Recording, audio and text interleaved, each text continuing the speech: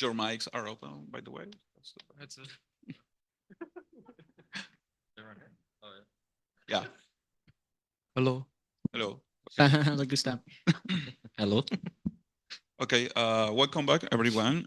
For the next segment, we have here Sentinels. Congratulations for your victory. And thank you for being here. Now we open the floor to questions from the media.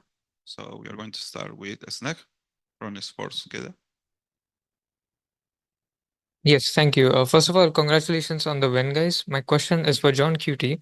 So I want to talk about Sunset because despite the 6-6 scoreline on the first half, it looked like your team had more control of the map. So what would you say allowed DRX to make things that close in the second half that led to overtime?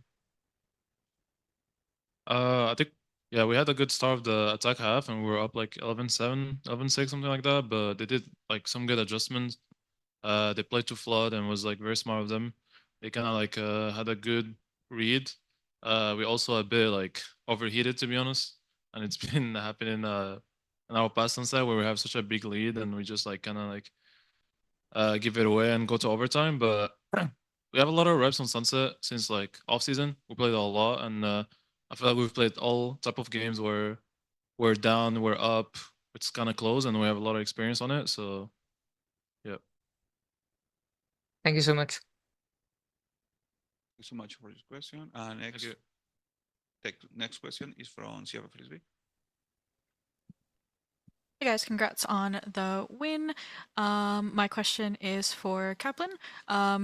Was the Zeka Neon and the compositions today prepared for the DRX match specifically, or how different do you think the compositions you played today will look in subsequent matches now that there are kind of VODs to go off of and it's kind of lost its surprise factor? Zach actually just picks his agent when he locks in, and he said he wanted to play Neon today.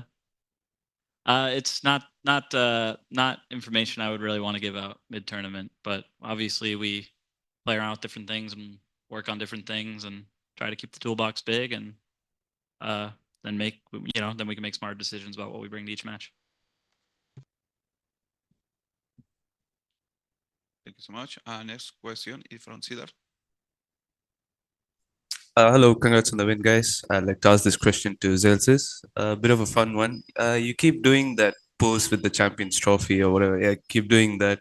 But I also want to ask you, watched Deadpool's Wolverine recently. So, would you recreate that dance if you won Champions? That they do in the intro. Which dance?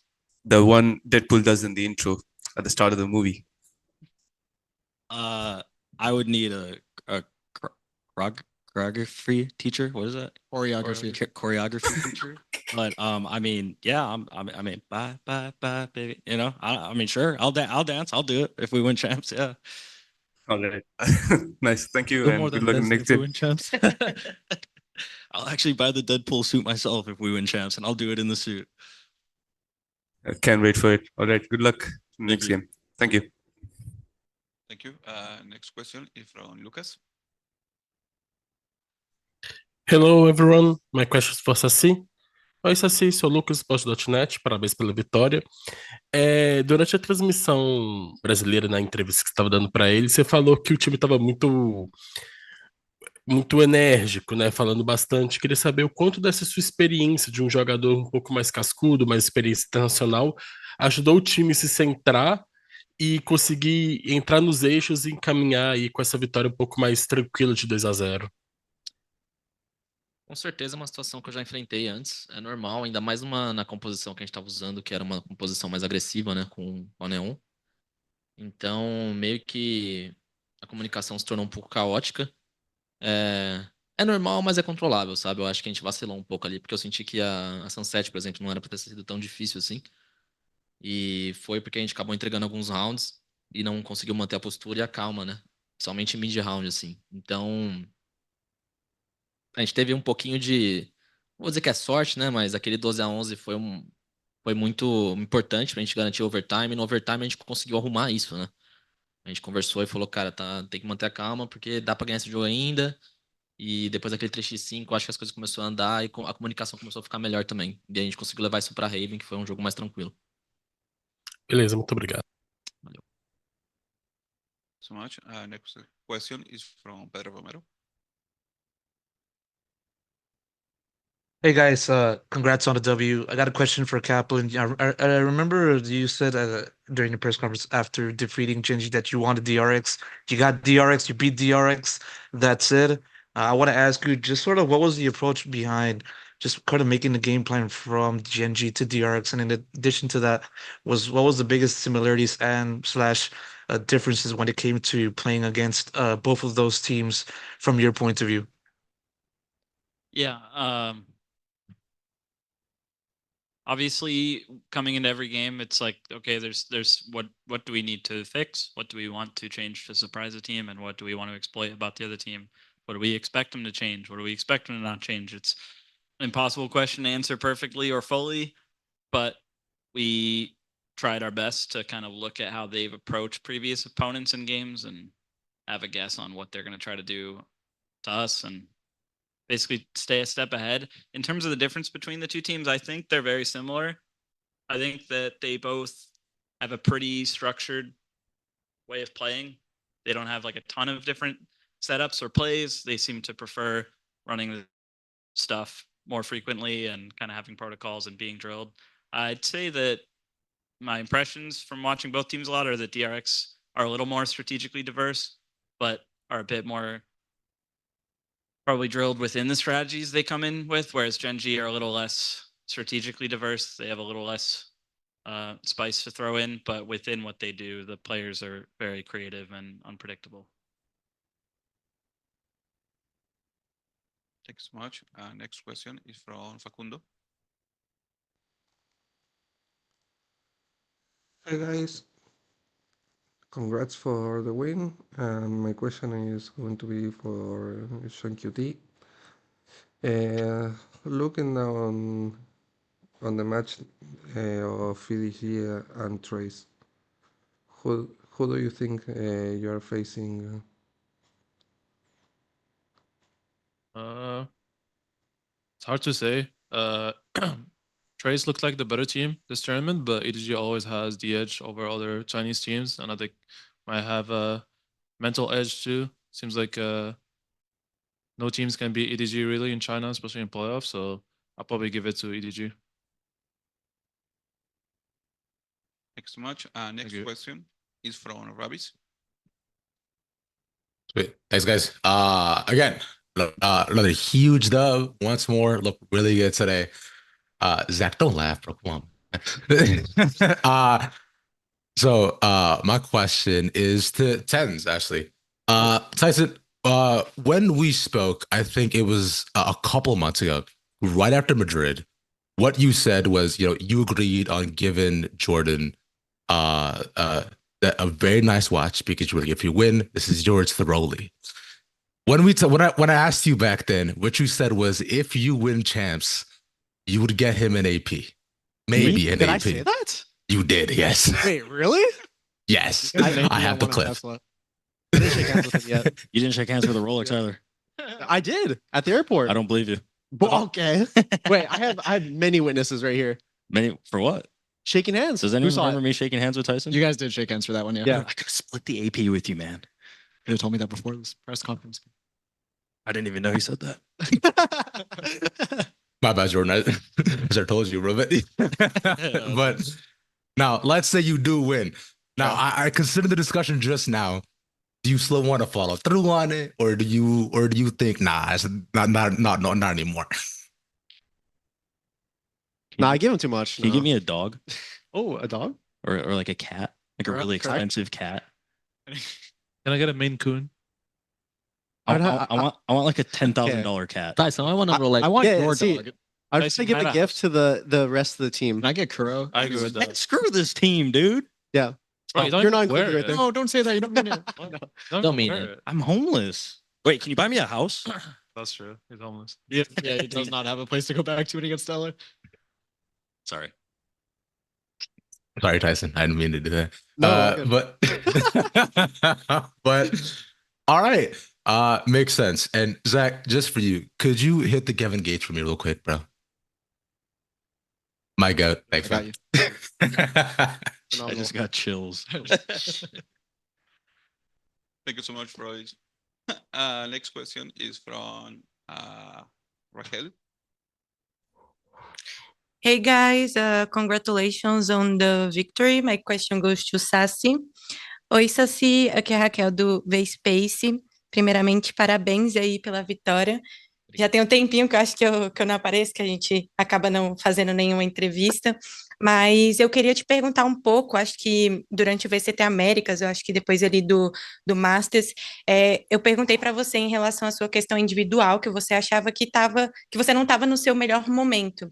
E agora no Champions, tanto na fase de grupos, né, a gente viu ali que você está entre as melhores estatísticas, e hoje vocês acabaram vencendo, venceram também a Genji. Queria que você falasse como é que você está sentindo o seu desempenho individual agora durante o Champions, em comparação ao que você tinha falado para mim lá na outra entrevista que eu fiz com você. Raquel, vou ser sincero com você, eu não, eu não ligo, não. Eu acho que obviamente, né? Eu sempre quero performar bem e tal, não me entenda errado, mas, pô, eu tenho preocupações muito maiores dentro da equipe, sabe? Eu acho que a minha performance individual que tá acontecendo, estatística e tal, cara, pô, no final, no fim de tudo é só números, tá ligado? O que importa é a vitória, então não vai mudar muito. Acho que tô velho demais já pra, pra ligar pra essas coisas, sabe? Uhum, Então, eu acho que a minha performance é mais reflexo da nossa performance como time, sabe? Quando eu preciso, eu tô lá, às vezes eu não tô, às vezes eu tô, então tem um pouco de inconstância ainda, isso eu reconheço. E enfim, no fim de tudo, o que importa é a vitória, cara. Eu tô feliz, né, obviamente, pela minha performance, pela estatística até agora. Mas eu tô mais feliz ainda porque a gente tá ganhando e a gente acabou de garantir nossa primeira vitória no playoff, sabe? Então acho que eu tô uhum. mais nessa mentalidade, assim. Ainda mais como referência dentro da equipe também. Eu queria seguir assim, né, fazer mais uma pergunta, em relação à sua experiência, né? Você é um jogador aí que é muito experiente, mas eu tenho uma dúvida, né? É que você, quando você estava na Loud, acho que o Sadak fazia IGL e você fazia Second Color, né? Então eu queria saber se dentro da Sentinels também tem essa coisa entre IGL do John Curie junto com você ali, fazendo algumas calls e etc. Queria saber desse papel, assim, dentro do time mesmo, que eu sempre tive dúvida. Tá. No nosso time, hoje em dia, né? Normalmente é o John é o IGL, ele dá a call no começo de round, o Zeus é mais como um second caller. Mas como iniciador, eu sempre vou falar. Não tem como. O jogador que é iniciador hoje em dia no Valorant, ele é obrigado a falar, ele é obrigado a dar call, porque senão o jogo não anda, né? O iniciador é o que move no mid-round. Então, acredito que não só eu, mas como o Jordan também, ele acaba fazendo muito essa parte. E eu acabo somando também. Então é um pouco meio que entre nós três. E como eu falei antes, Raquel, tipo, o iniciador pra mim, na minha visão, pela experiência que eu tenho, ele tem que abrir a boca, ele tem que falar, porque ele que vai comandar o duelista, entendeu? Se o duelista não tá pegando kill, às vezes não é culpa do duelista, às vezes é a própria culpa do iniciador, entendeu? Que tem que setar play, tem que setar jogada, ele que comanda mid-round e tudo mais. Então, o iniciador em si, ele é obrigado a dar call, entendeu? Não tem muito erro. É isso, obrigada e boas partidas aí pra vocês. Valeu, Raquel. Bro, Obrigado. you were spitting. I don't know what you said, but thank you. Thanks so much. We have one question from Pedro. I'm going to direct this question towards Zekin. Given a little bit of what was said about you kind of saying, okay, screw it, I'll just play Neon. I just want to know, like, what exactly made you want to just do that decision? You know, what was the vibes right? Were you feeling good? Was there something that happened within your day that kind of made you feel that you wanted to pick Neon? What was going on in your mind? I mean, I was just feeling really Filipino today, so I played the Filipino character. But I mean, we've had Neon in our back pocket for a while. We have a good amount of prep with her, and feeling very confident with her as of late. So we used her, and it worked out well. So much. We have another question from Sierra. Yeah, my question is for John QT.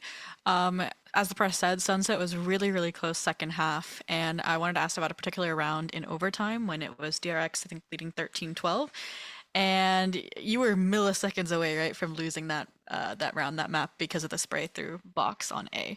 And I was curious because you guys looked like you were going for a pivot towards B, and then you backtracked and went A with less than 20 seconds left. What did the comms look like? What was the decision to make that 180 back towards A? Uh, if I remember right, it was just like a mid round that I made. I think I got like inserted the elbow, and I told the team because we already had Tyson and B main, just go fake B split. Look what you can get. If you guys can go. If you don't, just come back to me A. And I mean, it worked out. We just had good rotations, and we knew that we'd have enough time. It got a bit close at the end, obviously, but I think it was still a good call and something that we didn't show in regulation, so they got surprised in overtime. We have one last question in the call. Is from Ravish. Hi guys. Hey guys. Sorry. Hey, I'm back again. Appreciate it. So real quick, last time again we talked, you guys mentioned that you were locked in 16 hours a day playing the game. Is that still the case, bro? Some things never change. We were doing some calculations in the room, and let's just say that it is Kaplan and the Chocolate Factory over at Sentinels, because we have not apparently we have not had a single off day since we've been to Korea. So We yeah. had the meet and greet. And Kaplan, we had the meet and Kaplan greet. is a bad person. That was our off day, the meet and greet. Save us. Save us. Save us. We're just kids. Hell, Blink twice if we're you're held almost there. hostage. We're almost there. Can you see me blinking? You can see me blinking. The chocolate's almost made. Kaplan, thoughts on the bad person allegations? You know, I think they're true, and I'm Kaplan, and I think that. gotta do what you gotta do to win. Okay. All seriousness, sense. we love Cap, and so there's going to be a troll that takes us out of context, but we're all in agreement. Yeah. We He's love, toxic. we love Cap. Oh, he sucks. Well, I only love them toxic. if we keep winning. Okay. Cheers. Thanks, guys. Cheers. Thank you. Thank you. Thank you so much. We have one question here in the room. Hey guys, this is Jacob from CapitalSEsports.com. Hello, My Jacob. question's for the whole team. You guys do a lot of fun poses and sort of celebrations after you win rounds. I want to ask, like, as a team, if you had to pick one, is there one in particular that's your favorite? Thanks for the question, 3, John. 2, 1. There it is. Thank you. Thank you.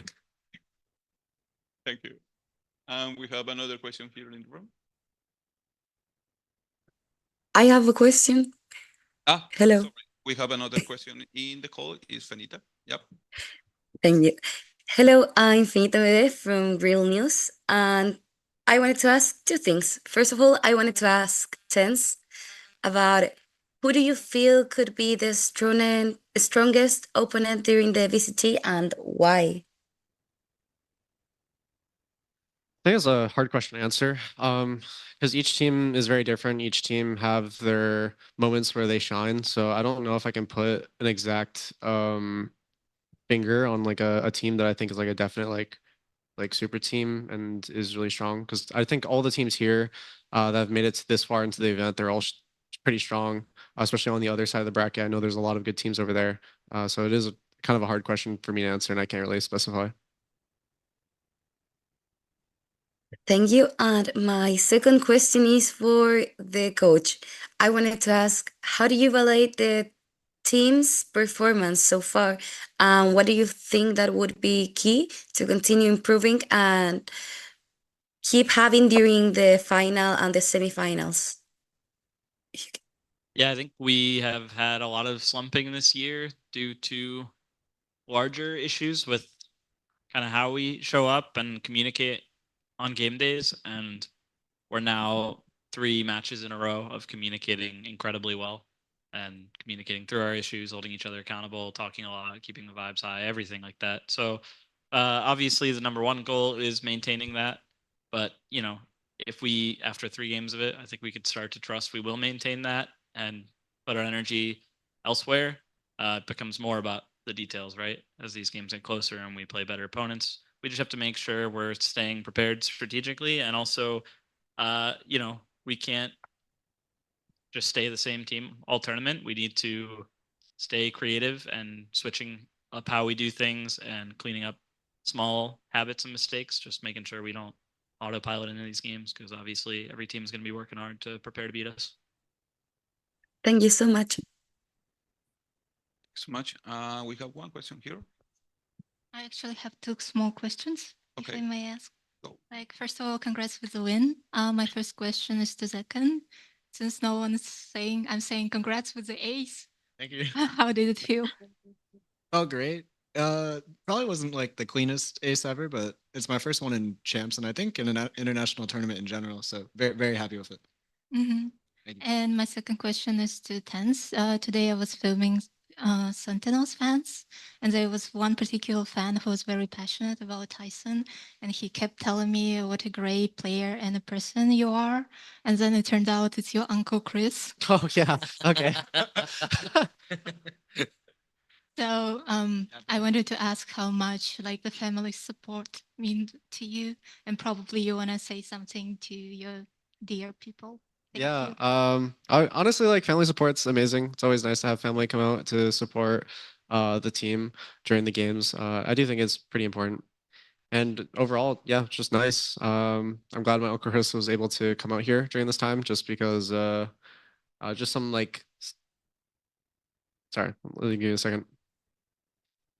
He's a troll and some stuff he says is really funny. So I'm glad he's here. That boy Chris. Yep. Okay. Thank you, Sentinel, for being here, sharing your thoughts and experience. Congratulations once again for your victory. Thank you. Thank you. Thank you.